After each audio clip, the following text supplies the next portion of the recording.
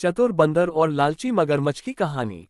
एक समय की बात है, एक विशाल जंगल में एक चौड़ी नदी बहती थी। नदी के किनारे एक ऊंचा जामुन का पेड़ था, जिसकी शाखाओं पर काले बैंगनी रसीले जामुन लटकते थे। इस पेड़ पर एक समझदार बंदर रहता था, जिसका नाम था चिंटू। चिंटू न सिर्फ चतुर था, बल्कि उसकी आंखों में एक खास चमक थी, जो उसकी बुद्धिमानी को दर्शाती थी। वह हर दिन जामुन खाता, नदी के किनारे बैठकर मछलियों को देखता और अपने दिन का आनंद लेता था। लेकिन उस नदी में एक मगरमच्छ रहता था, जिसका नाम था भोलू। भोलू दिखने में भोला भाला था, लेकिन उसका मन लालच और चालबाजी से भरा था। एक दिन भोलू ने चिंटू को पेड़ की सबसे ऊंची डाल पर बैठे हुए देखा। चिंटू एक जामुन तोड़कर बड़े मजे से खा रहा था। भोलू की आंखों में लालच की चमक आ गई। उसने सोचा, अगर मैं इस बंदर से दोस्ती कर लूं तो मुझे रोज जामुन मिलेंगे। उसने चिंटू को आवाज लगाई, ए बंदर भाई, तुम्हारा नाम क्या है? मैं तुम्हारा दोस्त बनना चाहता हूं। चिंटू ने नीचे देखा और हंसते हुए कहा, मेरा नाम चिंटू है। और तुम कौन हो? नदी के राजा। भोलू ने मुस्कुराते हुए जवाब दिया, मैं भोलू हूं, इस नदी का मगरमच्छ। चलो दोस्ती करते हैं। तुम मुझे जामुन दो और मैं तुम्हें नदी के उस पार की सैर कराऊंगा। चिंटू को भोलू की बातों में कुछ शक हुआ। उसने सोचा, ये पंचतंत्र की कहानी जैसा लग रहा है, जहां चालाकी और धोखा छिपा होता है।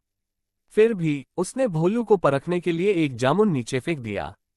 भोलू ने उसे खाया और जोर से तारीफ की, वाह, ऐसा स्वादिष्ट जामुन मैंने कभी नहीं खाया। तुम सच में मेरे दोस्त बनने लायक हो। इस तरह उनकी दोस्ती शुरू हुई। हर दिन चिंटू भोलू को जामुन देता और भोलू उसे अपनी पीठ पर बिठाकर नदी के उस पार ले जाता। वहां चिंटू को नए नए फल, रंग बिरंगे पक्षी और जंगल की खूबसूरती देखने को मिलती। लेकिन चिंटू हमेशा सतर्क रहता था, क्योंकि उसे पता था कि पंचतंत्र की कहानी में दोस्ती के पीछे अक्सर कोई न कोई चाल होती है। कई दिन बीत गए। एक दिन भोलू की पत्नी, जिसका नाम गंगा था, ने उससे पूछा, ये जामुन तुम हर दिन कहाँ से लाते हो? भोलू ने सारी बात बताई कि कैसे वह चिंटू से जामुन लेता है। गंगा की आंखों में लालच की आग भड़क उठी। उसने कहा, अगर यह बंदर इतने मीठे जामुन खाता है, तो इसका दिल कितना स्वादिष्ट होगा। इसे मेरे लिए पकड़ लाओ।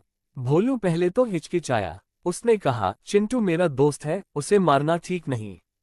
लेकिन गंगा ने उसे बार बार उकसाया, अगर तुम मुझसे प्यार करते हो तो उसका दिल लाओ। आखिरकार भोलू गंगा की बातों में आ गया।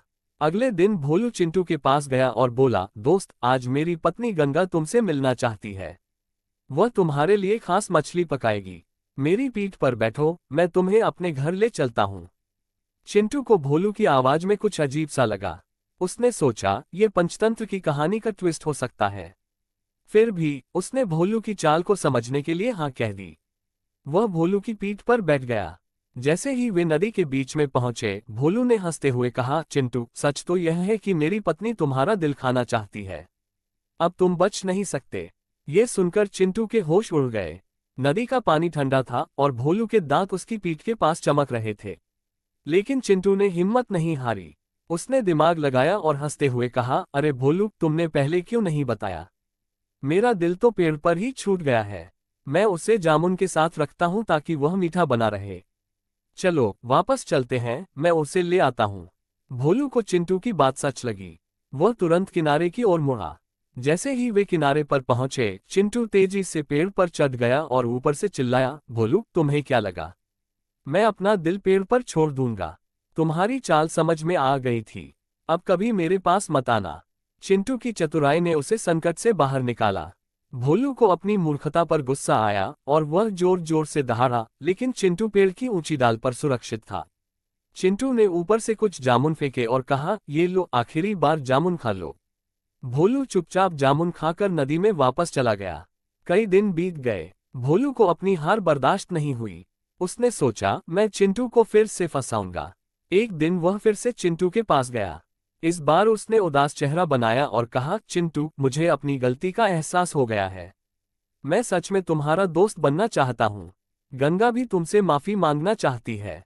मेरे साथ चलो। इस बार कोई चाल नहीं। चिंटू ने भोलू की बात सुनी, लेकिन उसका भरोसा अब पूरी तरह टूट चुका था। उसने कहा, भोलू, पंचतंत्र की कहानी हमें सिखाती है कि धोखे की दोस्ती कभी सच नहीं होती। तुमने एक बार मुझे धोखा देने की कोशिश की, अब दूसरी बार मौका नहीं दूंगा।